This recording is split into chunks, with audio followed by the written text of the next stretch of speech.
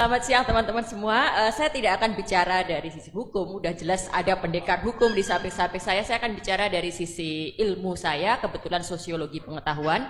Dan tadi kita sepakat bahwa apa yang terjadi di Indonesia hari ini, semua masalah yang ditulis panjang sekali di backdrop acara ini tidak terjadi begitu saja. Ini adalah tumpukan-tumpukan, kumpulan dari gempa-gempa kecil itu. Nah, saya lihat salah satu strategi yang digunakan oleh penguasa, oleh pemerintah Jokowi selama 10 tahun ini sehingga kita sampai di kondisi hari ini adalah fabrikasi mitos. Dan ini adalah bagian penting kalau kita pelajari juga apa yang terjadi di era Orde Baru. Salah satu kunci kenapa Orde Baru bisa sekian lama berkuasa selain penggunaan senjata, selain pengerahan tentara pada waktu itu adalah fabrikasi mitos.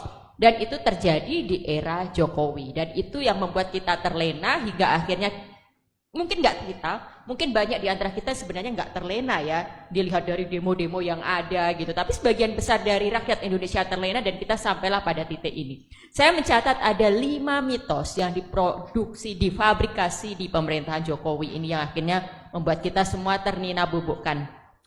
Pertama adalah mitos bahwa Jokowi orang baik. Mitos orang baik, ini adalah mitos pertama yang sengaja difabrikasi, direproduksi sejak Jokowi baru mau mulai berkuasa. Bahwa dia kurang, istilahnya lesser evil kan, bahwa dia kurang iblis lah, atau lebih baik daripada calonnya sebelah. Lalu dengan segala narasi bahwa beliau adalah calon yang sederhana, pekerja keras, bisa masuk ke dalam gorong-gorong. Lalu kemudian citra bahwa anaknya adalah penjual martabak dan anaknya adalah penjual pisang goreng. Itu semua melengkapi imajinasi kolektif kita bahwa yang kita hadapi adalah orang baik. Dan ketika orang baik menjadi penguasa, orang baik itu nggak bisa melakukan kesalahan, apalagi melakukan strategi jahat.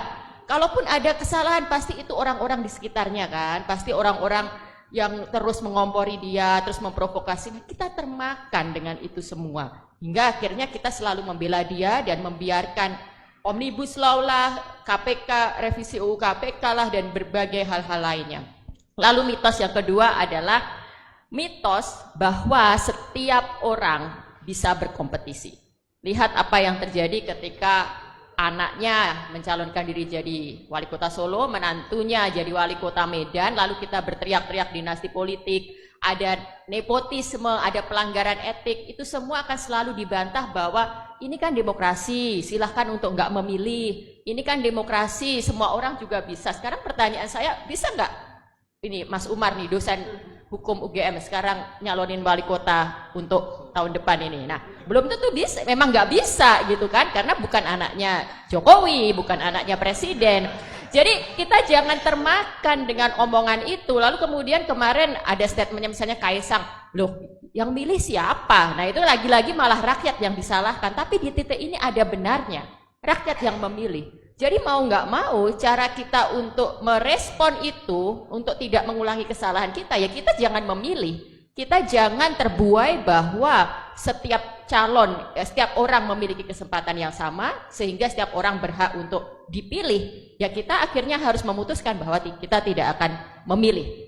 Lalu mitos yang ketiga nih, mitos yang sangat berbahaya kita makan oleh ini teman-teman generasi muda ini, mitos tentang pemimpin muda. Nah kita ini memang sebenarnya ini kontradiksi dan saya sesungguhnya sangat kecewa dengan kondisi hari ini karena ini membuat semangat kita untuk memunculkan pemimpin muda itu ternodai. Membuat cita-cita kita untuk menunjukkan bahwa pemuda juga mempunyai kapabilitas, bahwa sekarang waktunya untuk memberikan kesempatan pada pemuda itu tercederai dengan apa yang kita tonton ini. Nah sekarang akhirnya mau nggak mau kita harus mengoreksi narasi dan keyakinan kita bahwa anak muda memang harus diberi kesempatan, tapi tentu bukan anak muda yang mendapatkan kesempatannya dengan cara-cara yang non etis, tidak benar, bahkan melanggar hukum, bahkan kemudian nanti akan melanggar prinsip-prinsip demokrasi. Jadi sekali lagi untuk pemilu ke depan jangan termakan bahwa pemimpin pemuda yang harus kita dukung, jangan termakan bahwa pemimpin anak muda yang mengerti kebutuhan anak muda. Bahkan bisa jadi pemimpin anak muda itu sebenarnya nggak relate dengan persoalan kita. Karena dia nggak pernah berangkat dari kondisi real yang ada dalam masyarakatnya. Nah yang keempat nih, mitos yang juga bahaya banget nih. Setelah sekian lama mungkin ya kita melihat ada mitos pemimpin kuat yang dibutuhkan bangsa ini. Ada mitos bahwa kita butuh pemimpin yang tegas. Sekarang ada upaya untuk membalik itu semua karena mungkin merespon situasi generasi Z yang senang joget-joget, yang senang tampil di TikTok, yang sudah mulai senang dengan ini. Nah, sekarang ada mitos pemimpin gemoy, gitu kan?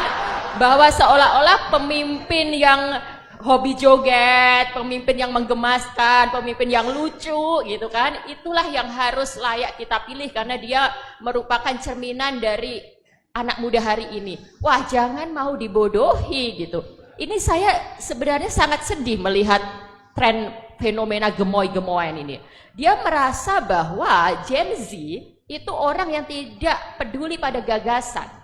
Jadi calon yang menonjolkan kegemoy-gemoyan menganggap anak-anak muda yang duduk di hadapan saya ini hanya peduli pada tampilan lucu-lucuan, viral-viralan. Tentu ini pembodohan dan penghinaan pada akal sehat kita, pada naluri kita. Jadi sekali lagi kita harus menolak itu. Bukan pemimpin gemoy yang kita butuhkan, tapi memang pemimpin yang bisa menghadirkan gagasan-gagasan untuk kemajuan kita. Yang terakhir, mitos yang sudah lama dibangun dan akhirnya menjadi puncak permasalahan kita semua adalah mitos bahwa presiden netral.